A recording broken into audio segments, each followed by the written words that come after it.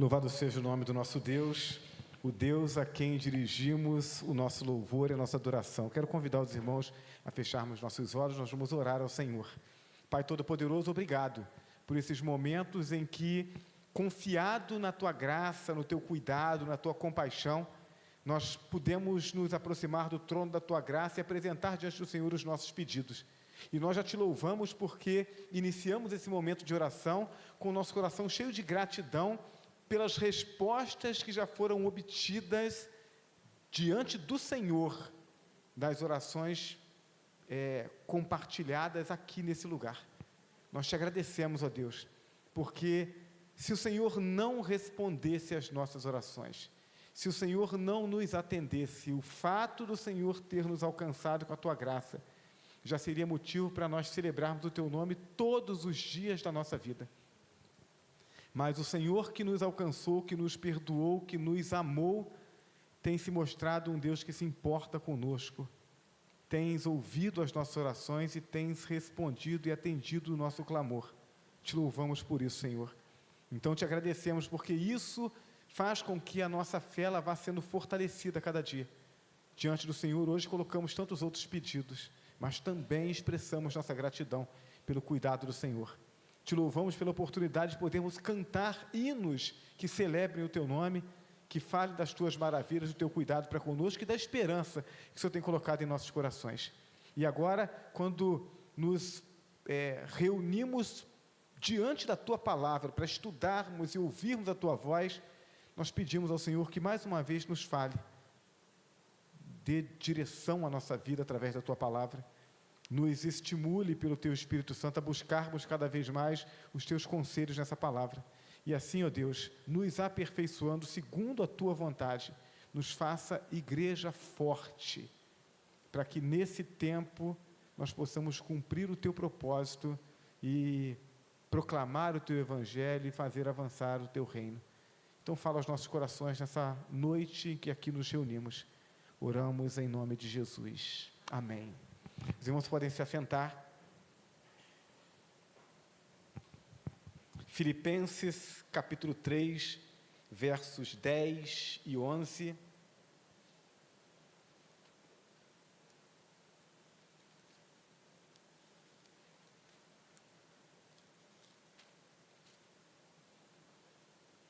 Filipenses 3,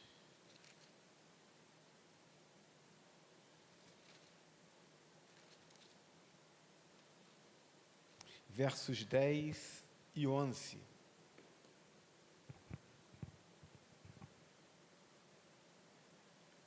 O texto nos diz assim: para conhecê-lo e o poder da sua ressurreição e a participação dos seus sofrimentos, conformando-me com ele na sua morte, para ver se de algum modo posso chegar à ressurreição dos mortos.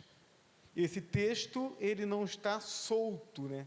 Ele é a continuidade do texto que nós meditamos na semana passada, os versos 7 a 9 de Filipenses 3, em que o apóstolo Paulo disse assim, depois de ter relacionado todas as qualidades, todos os elementos que faziam parte da sua vida, da sua história, do seu zelo religioso, e de dizer, olha, quem de alguma forma quer se gloriar daquilo que tem,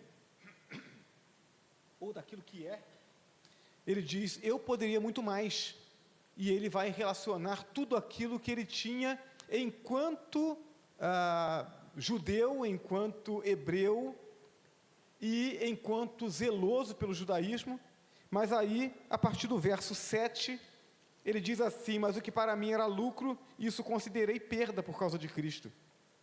Sim, deveras considero tudo como perda por causa da sublimidade do conhecimento de Cristo Jesus, meu Senhor, por amor do qual perdi todas as coisas e as considero como refúgio para ganhar a Cristo e ser achado nele, não tendo justiça própria que procede da lei, senão a que é mediante a fé em Cristo, justiça que procede de Deus, baseada na fé. Então, depois de Paulo fazer essa declaração, ele diz, bom, como é que eu quero dar continuidade na minha vida? Como é que eu quero dar continuidade nessa relação com Cristo, o Cristo que me alcançou? Quando nós lemos esse texto, nós não podemos perder de vista o objetivo inicial de Paulo com essa carta, que é a de promover a unidade e a harmonia da igreja, de modo a que, fortalecido no conhecimento da palavra, no conhecimento do propósito de Deus para a vida de cada um daqueles crentes, e comprometidos em cuidar e fortalecer uns aos outros, fossem então fortalecidos como crentes e como igreja, para que pudessem dar bom testemunho do Evangelho, e mesmo em meio às perseguições que a igreja já estava vivendo, pudessem fazer com que o Evangelho prosseguisse, continuasse crescendo, o que de fato aconteceu. Então, Paulo está falando aqui sobre a experiência que ele teve com Cristo, sobre essa caminhada, essa descoberta de Cristo, que fazia com que ele supervalorizasse a salvação pela graça e lançasse fora, desconsiderasse qualquer valor que as obras ou que as tradições judaicas pudessem produzir de confiança no coração dele.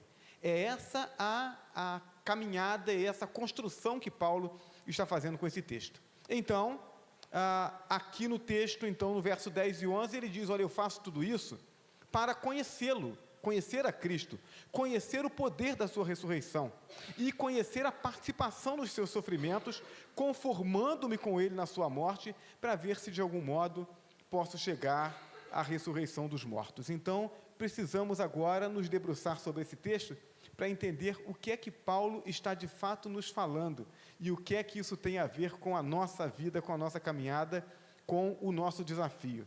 O contexto é a declaração de Paulo que abria mão de qualquer mérito humano, a fim de ser alcançado unicamente pela graça de Cristo, reconhecendo que salvação não pode ser conquistada por qualquer esforço humano, mas é concedida pela vontade soberana de Deus através da fé em Jesus. Então Paulo diz, olha, eu lanço tudo fora para poder ganhar a Cristo. E aí ele dá prosseguimento dizendo, eu faço isso para conhecê-lo. Espera aí, mas Paulo já não conhecia Jesus? Então, esse conhecimento, ele não é um conhecimento apenas de ouvir falar, nem ainda um conhecimento intelectual, como um profundo conhecimento teológico sobre Cristo. Alguém que pega um livro de teologia que fala sobre Jesus e estuda aquele conteúdo. Quando Paulo fala sobre conhecê-lo, esse conhecimento, ele é primeiro, nessa caminhada cristã, o conhecimento que se refere ao ato transformador da salvação, quando Cristo passa a habitar no coração do crente, através do Espírito Santo. E aí, no Evangelho de Mateus, capítulo 7, versos 22 e 23, nós lemos Jesus falando sobre esse conhecimento. E ele diz assim, muitos me dirão naquele dia, Senhor, Senhor, não profetizamos nós em teu nome não expulsamos demônios, em teu nome não fizemos muitos milagres? Então lhes direi claramente, nunca vos conheci. Apartai-vos de mim, vós que praticais a iniquidade. Então, esse conhecimento é primeiramente o conhecimento dessa comunhão com o Cristo que nos salva e que, através do seu Espírito, se faz habitar em nós. Aquele que não viveu essa experiência não conhece Cristo nesse conhecimento que produz salvação. Conhecer mais do que ouvir falar de alguém. Conhecer de ter uma experiência, de ter um relacionamento, de estar em Cristo e Cristo estar nele. Mas veja, quando Paulo fala aqui sobre esse desejo de conhecê-lo, esse conhecimento não é o conhecimento da salvação, porque Paulo já era salvo. Paulo já havia tomado essa decisão. Paulo havia experimentado essa transformação. Então, esse conhecimento, ele é, em segundo lugar, de descoberta contínua das maravilhas da comunhão com o Cristo eterno. Paulo está dizendo, eu já vivi o primeiro conhecimento, já experimentei a Cristo, Cristo habita em mim, mas eu quero prosseguir conhecendo, eu quero mergulhar fundo nesse conhecimento, eu quero ter intimidade com Cristo que permita que eu conheça mais dele a cada dia. Então, esse conhecimento é experimental, que cresce através de uma maior intimidade. Quanto mais intimidade eu tenho com o Senhor, mais eu o conheço. Quanto mais eu conheço, mais eu amo. Nós vamos amar mais a Deus. Nós vamos experimentar um crescimento na gratidão a Deus, na medida que nós o conhecemos. Por quê, irmãos? Porque quanto mais perto eu chego de Deus, mais eu entendo a santidade de Deus. E quanto mais eu entendo a santidade de Deus, mais eu enxergo as minhas misérias. E se eu enxergo melhor as minhas misérias, eu entendo quão grande é o perdão que Deus concedeu a mim. Se eu não consigo me enxergar de fato como eu sou, pecador, eu sou tentado a achar que eu estou fazendo favor para Deus de estar na igreja. Mas quando eu entendo quão miserável eu sou por causa do meu pecado, e eu entendo quão santo Deus é, então eu compreendo que estar na presença de Deus é fruto unicamente da graça dele. Então isso enche o meu coração de gratidão. Paulo diz: eu quero conhecê-lo, eu quero estreitar minha comunhão com ele, eu quero conhecer de fato quem é esse Deus na intimidade. Esse conhecimento também é transformador, porque na medida em que vamos conhecendo, vamos sendo transformados segundo a sua imagem. Paulo, escrevendo aos Coríntios, em 2 Coríntios 3, verso 18, ele diz isso: mas todos nós, com o rosto descoberto, refletindo como um espelho a glória do Senhor, somos transformados de glória em glória, na mesma imagem, como pelo Espírito do Senhor. Quanto mais perto eu chego de Deus, maior é a transformação que isso vai operando em mim. Essa transformação, ou esse conhecimento, ele também revela o Pai, e é evidência de vida eterna. Quem conhece a Deus tem a certeza de vida eterna. João 17, verso 3, Jesus, orando aos discípulos, ou pelos discípulos a Deus, ele diz assim: e a vida eterna é esta, que te conheçam a ti como o único Deus verdadeiro, e a Jesus Cristo, aquele que tu enviaste. Então, eu tenho ouvido assim com muita frequência, da parte de evangélicos nos nossos dias, falando sobre essa insegurança com relação à vida eterna. Você tem certeza de vida eterna? Não, a gente não pode ter certeza, a gente espera. Não, irmãos.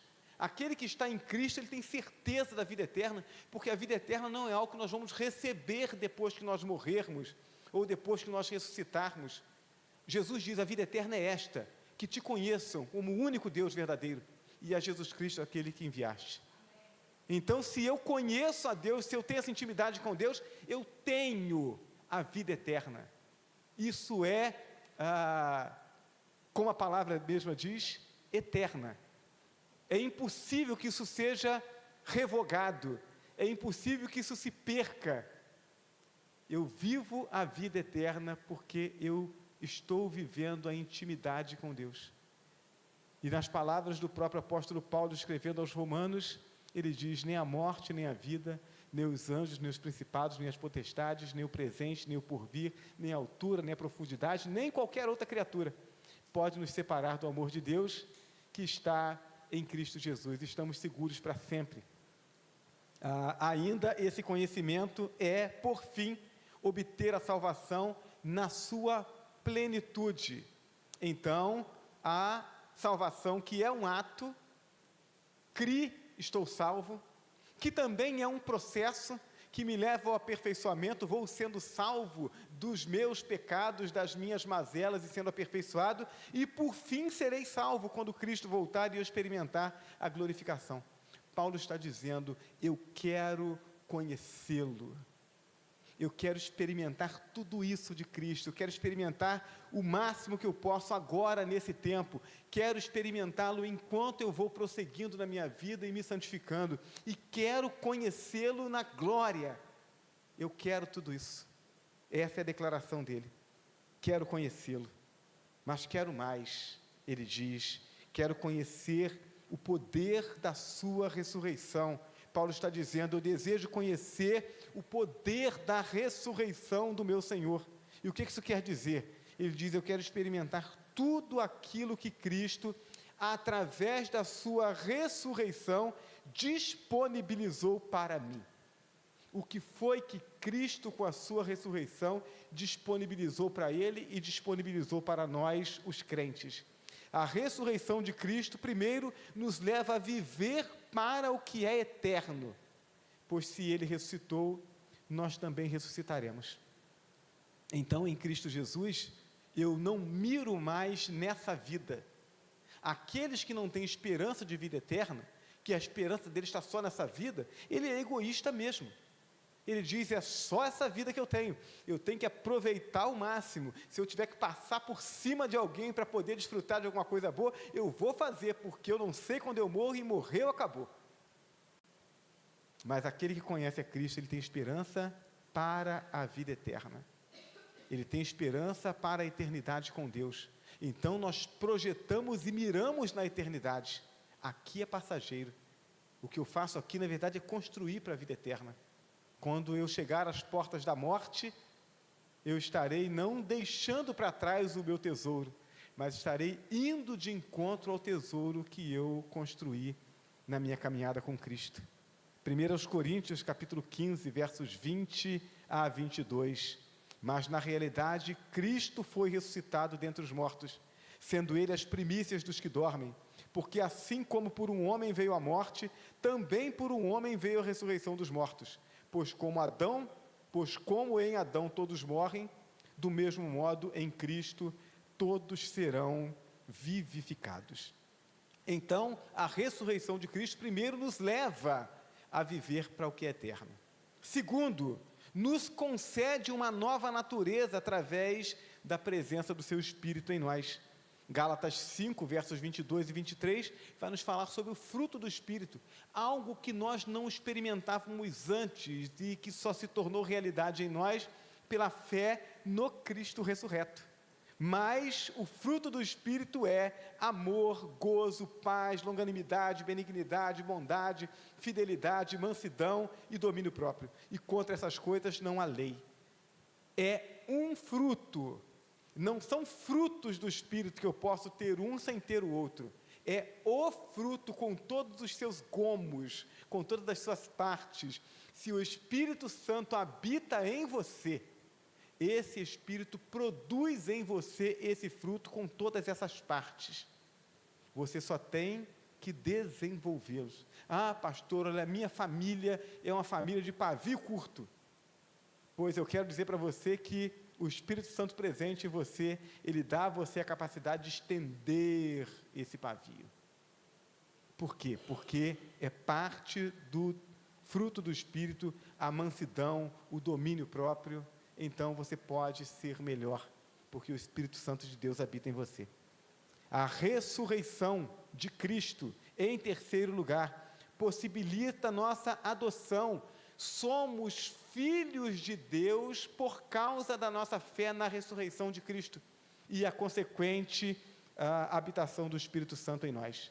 Romanos 8, versos 15 a 17.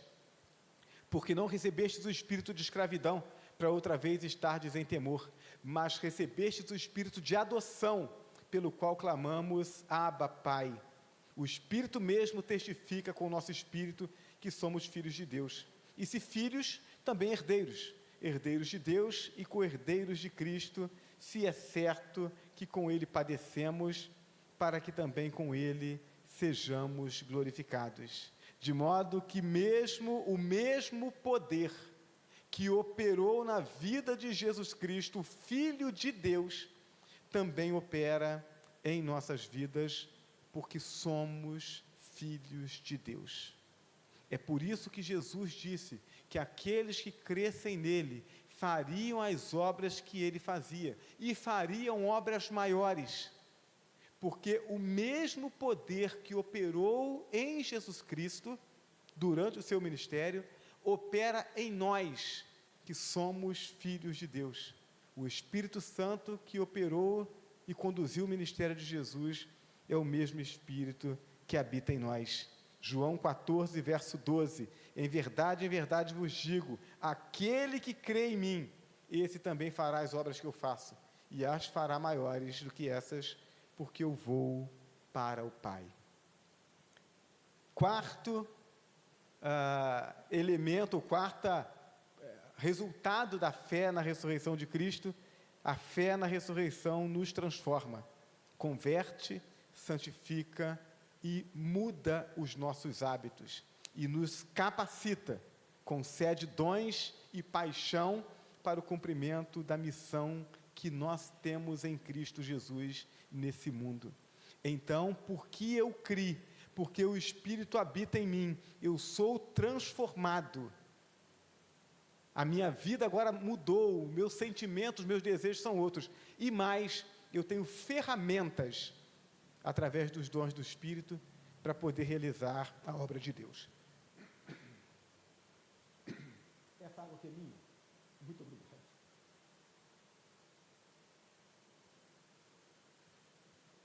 Então Paulo está dizendo, olha, eu quero conhecê-lo, e eu quero conhecer o poder da sua ressurreição, e tudo o que essa ressurreição, ou a fé nela, pode produzir na vida de um crente.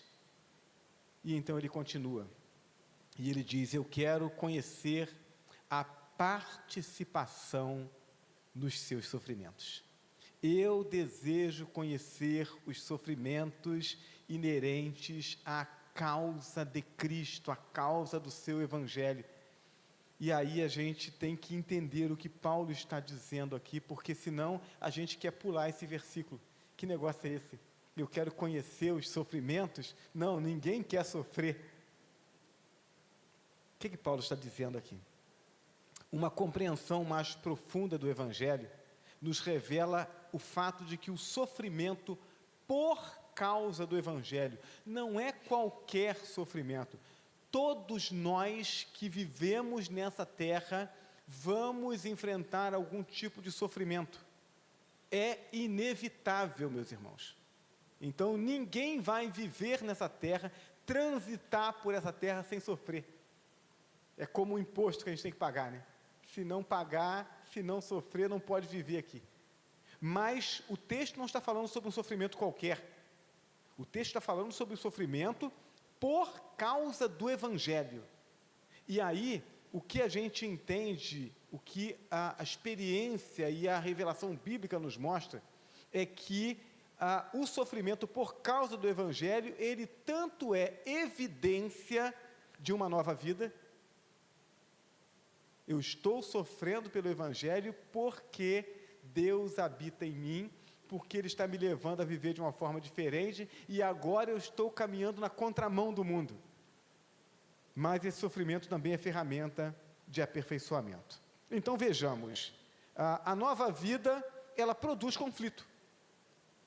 Uma vez abraçada a fé em Jesus Cristo, isso vai me trazer algum tipo de desconforto. Então esse negócio de dizer assim, vem para Jesus e seus problemas se acabaram. Não, isso aí é coisa de organização tabajara, né? Não, não funciona assim, irmãos. Quando nós abraçamos a fé em Jesus Cristo, nós estamos abraçando a mão salvadora de Deus estendida a nós, que nos livra da condenação do pecado, que nos traz para a comunhão com Deus. Mas essa mesma mão que me livra do pecado e me traz para a comunhão com Deus, ela me diz, aquele que se faz amigo do mundo se constitui inimigo de Deus, e aquele que se faz amigo de Deus se constitui inimigo do mundo. Então eu passo a caminhar na contramão. Mateus 5, versos 11 e 12, bem-aventurados sois vós, quando vos injuriarem, e perseguirem, e mentindo disserem todo mal contra vós por minha causa. Alegrai-vos e exultai, porque é grande o vosso galardão no céu, porque assim perseguiram os profetas que foram antes de vós. Então, o que Jesus está dizendo para os seus discípulos aqui? Na hora que essas coisas começarem a acontecer, podem se alegrar, porque vocês estão no caminho certo, vocês estão fazendo a vontade de Deus, e é por isso que o mundo odeia vocês. Então alegrem-se, porque vocês estão acertando o caminho, vocês estão no caminho do céu, vocês estão seguros com Deus. Paulo, escrevendo a Timóteo, em 2 Timóteo 3, verso 12, ele afirma essa verdade, quando ele diz, na verdade, todos os que querem viver piamente, todos que querem viver de forma santa, de forma consagrada a Deus, em Cristo Jesus, padecerão perseguições. Então, se a sua vida está tranquila demais, tem alguma coisa errada. Se não tem ninguém incomodado com o seu jeito de viver, se não tem ninguém reclamando do seu testemunho, se a coisa está tranquila demais, para, senta, medita, conversa com Deus, porque tem alguma coisa errada. Por quê? Porque a Bíblia afirma isso, nós vivemos num mundo mau. Então, todo aquele que quiser viver de forma santa, vai enfrentar perseguições. Então, se eu não estou adotando o tal do discurso politicamente correto, né, que as pessoas dizem alguma coisa, não está de acordo com a vontade de Deus, não, mas eu não quero criar polêmica, então eu vou concordar. Aí você não vai ter problema mesmo com o mundo. Agora, se você se posiciona, se você busca revelar a vontade de Deus, você vai começar a ter problema sim. É isso que a Bíblia diz. Então, essas lutas, esses sofrimentos por causa do Evangelho, eles mostram que nós estamos na direção certa. Segundo, o sofrimento confirma a direção que Deus quer que a gente caminhe, e isso produz entusiasmo. Se eu entendo que eu estou acertando no caminho, né, alguém diz assim, olha, tem um caminho que é o caminho da perdição, e tem um caminho que é o caminho da salvação. O caminho da perdição, você vai encontrar flores pelo caminho, você vai encontrar o lugar limpinho, uma maravilha. Mas o caminho da salvação, você vai encontrar espinho, vai encontrar pedra, vai encontrar... Aí eu começo a andar pelo caminho, de repente tomo uma espetada. Doeu. Espera aí, a informação é que o caminho da salvação é o caminho que tem espinho. Então, estou no caminho certo. Está doendo o espinho? Tá, mas eu estou alegre porque eu estou acertando o caminho. Essa é a ideia. Atos capítulo 4, versos 24 a 31. O texto diz assim, ao ouvirem isso, ouvirem o quê? A declaração dos apóstolos que tinham acabado de ser liberados lá da reunião com o Sinédrio, depois de terem sido ameaçados. Se vocês continuarem falando a respeito de Jesus, nós vamos prender vocês e nós vamos matar vocês. Aí eles saem, vão e se reúnem com a igreja. Contam aquilo que tinha acontecido para os irmãos. E aí o texto diz, ao ouvirem isso, levantaram unanimemente a voz a Deus e disseram, Senhor, Tu que fizeste o céu, a terra, o mar e tudo que neles há, que pelo Espírito Santo, por boca do nosso pai Davi, teu servo, disseste, por que se enfurecem os gentios e os povos imaginam coisas vãs? Levantaram-se os reis da terra e as autoridades ajuntaram-se a uma contra o Senhor e contra o seu ungido. Porque verdadeiramente se ajuntaram nesta cidade contra o teu santo servo Jesus, ao qual ungiste, não só Herodes, mas também Pôncio Pilatos com os gentios e os povos de Israel. Para quê? Para fazerem tudo o que a tua mão e o teu conselho predeterminaram que se fizesse. Agora, pois, ó Senhor, olha para as tuas ameaças e concede aos teus servos que falem com toda intrepidez a tua palavra, enquanto estendes a mão para curar e para que se façam sinais e prodígios pelo nome do teu santo servo Jesus. E o texto diz, e tendo eles orado, tremeu o lugar em que estavam reunidos, e todos foram cheios do Espírito Santo e anunciavam com intrepidez a palavra de Deus. Esse povo não orou para Deus livrar eles das perseguições, vocês perceberam isso? A informação é, se a gente continuar pregando, eles disseram que vão prender a gente, vão matar a gente. O que a gente faz? A gente ora a Deus e pede para Deus nos livrar da mão deles? Não, não foi isso que eles fizeram. Eles disseram, nós sabemos que o Senhor está no controle. Então, Senhor, dá-nos intrepidez para continuarmos falando. Não importa o que vamos enfrentar, nós queremos continuar falando, porque a tua palavra é a verdade que liberta. Então, sim, Paulo diz, eu quero conhecer a comunhão dos seus sofrimentos, Senhor. Eu quero servi-lo de modo a criar desconforto nesse mundo ao meu redor. E se isso vai produzir perseguição contra mim, então que seja. Terceiro, essa comunhão do sofrimento, ela fortalece a fé e desenvolve a dependência. Eu estou em meio a lutas, eu preciso de Deus, eu preciso buscar a Deus, eu não dou conta disso sozinho, eu preciso colocar a minha vida nas mãos de Deus. Gênesis 22:14, pelo que chamou Abraão aquele lugar, Jeová Jirê, de onde se diz até o dia de hoje, no monte do Senhor se proverá. Do que estamos falando? Estamos falando do sofrimento causado em Abraão, pelo pedido que Deus faz a ele para sacrificar o seu filho.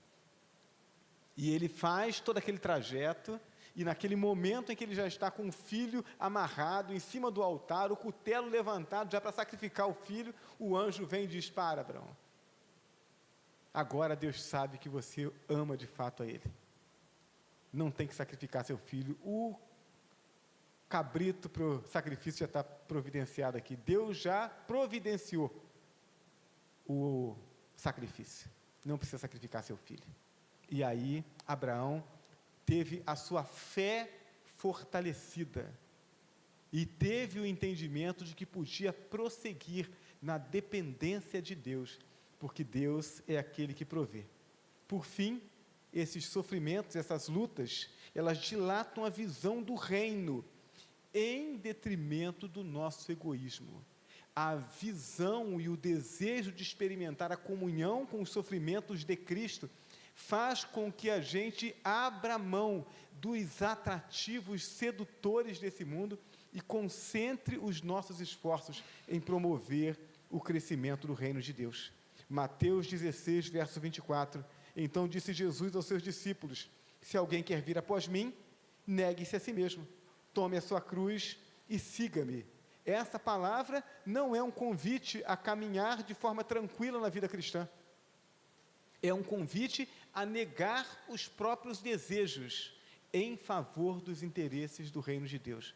Eu vou encontrar alegria na minha decisão de negar a minha vontade para fazer a vontade de Deus, em abrir mão da minha vida para viver a vida que Deus quer para mim, abrir mão dos meus caprichos para viver os eternos propósitos de Deus. Aí Jesus diz: quem quiser ganhar a sua vida, vai perdê-la, mas quem perder a vida por amor de mim, vai ganhá-la. É isso. Se eu quiser me apegar tanto à minha vida, a ponto de protegê-la dos desafios do reino de Deus, eu perco a minha vida. Mas se eu estiver disposto a abrir mão da minha vida para abraçar os propósitos de Deus, aí eu ganho a vida. A matemática de Deus é diferente, né? Por fim, Paulo diz: conformando-me com ele na sua morte, vivendo como quem de fato já morreu para esse mundo vil. Eu estou vivo aqui, mas não estou vivo mais para esse mundo. Para esse mundo eu já morri com Cristo e já ressuscitei com Cristo para a vida eterna. A vida que eu viverei aqui agora, eu viverei para a glória de Deus. Sem Cristo estávamos mortos espiritualmente, sem esperança e completamente impotentes diante do trágico destino da perdição. Não tinha como escapar disso. A mão salvadora de Deus me alcança através do sacrifício de Cristo.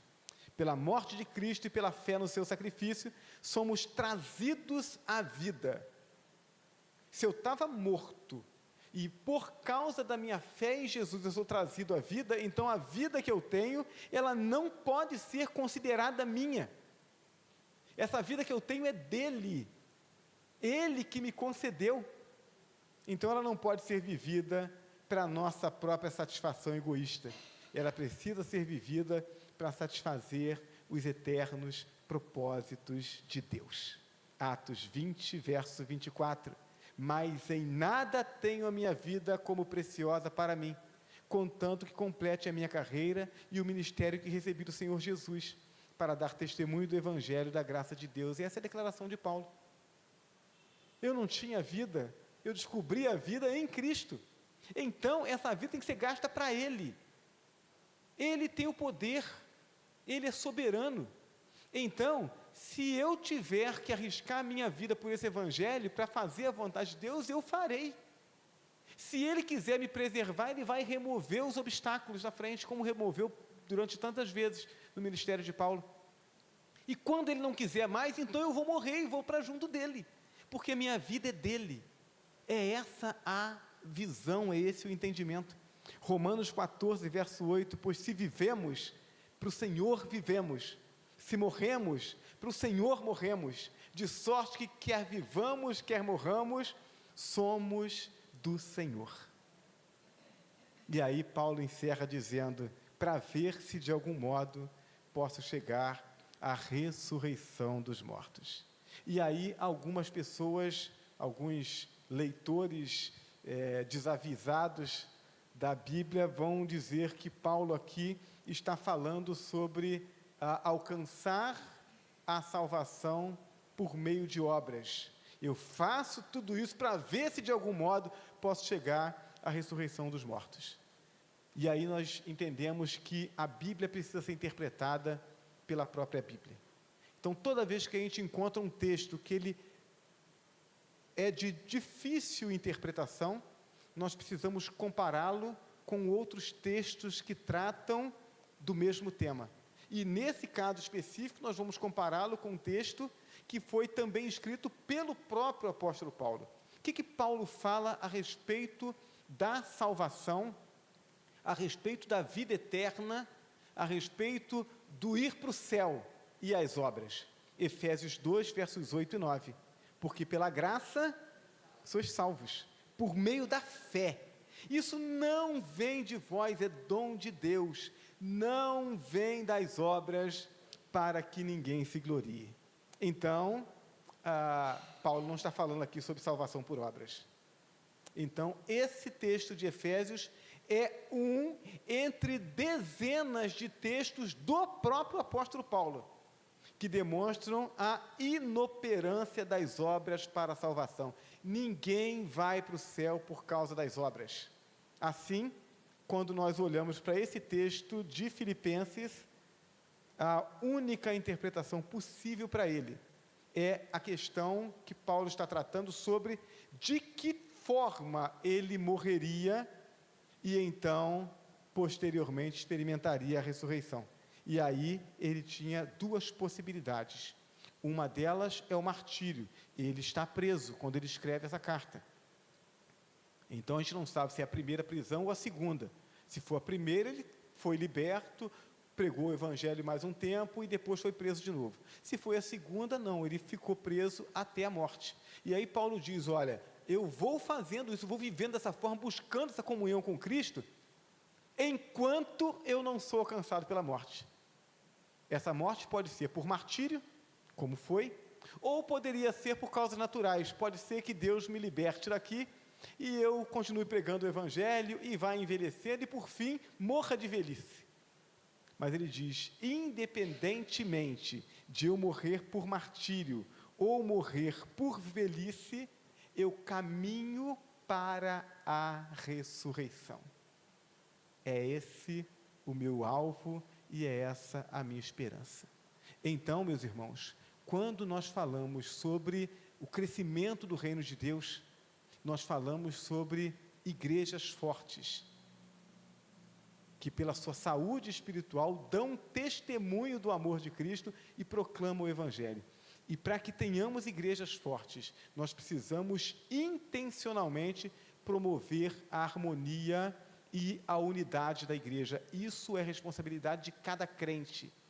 E para que eu esteja comprometido em promover a unidade, promover a harmonia da igreja, eu preciso estar disposto a negar a mim mesmo. Eu preciso estar disposto a viver essa intimidade, esse comprometimento com o Cristo ressurreto.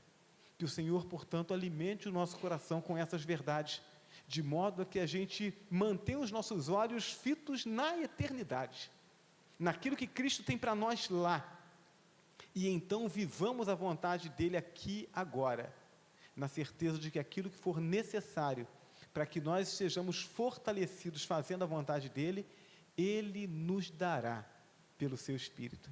O nosso alvo e a nossa responsabilidade, nosso compromisso precisa ser de viver a vida aqui, dando sempre uma resposta cristã a cada desafio, de modo a que o nome do Senhor Jesus Cristo seja glorificado pelas nossas vidas. Que o Senhor nos ajude a vivermos assim. Amém? Coloque-se de pé, nós vamos orar ao nosso Deus e depois nós vamos entoar mais um cântico de adoração ao Senhor. Deus Todo-Poderoso que está nos céus, como é bom, Senhor, podermos examinar a Tua Palavra e podermos entender tudo aquilo que a Tua Palavra traz para nós como esperança e também como desafio. Então, sim, queremos conhecer a Cristo, queremos conhecer o poder da Sua ressurreição, queremos conhecer a comunhão com os Seus sofrimentos, nós queremos viver essa intimidade, queremos conhecer o Senhor, queremos transbordar esse conhecimento para aqueles que estão ao nosso redor, queremos viver uma vida que testemunha aquilo que nós declaramos crer, e queremos ver a Tua mão operando em nossas vidas, fazendo com que o Teu Evangelho, confiado a nós, prospere e alcance outras vidas. Queremos ver a Tua igreja forte. Então, conduza-nos, ó Deus, para que, pelo Teu Espírito, possamos a cada dia tomarmos as decisões certas. Esse é o nosso desejo, essa é a nossa oração. Nós oramos em nome de Jesus. Amém? Vamos adorar o nosso Deus. Amém, glória. Olá, deixa eu conversar um pouquinho com você.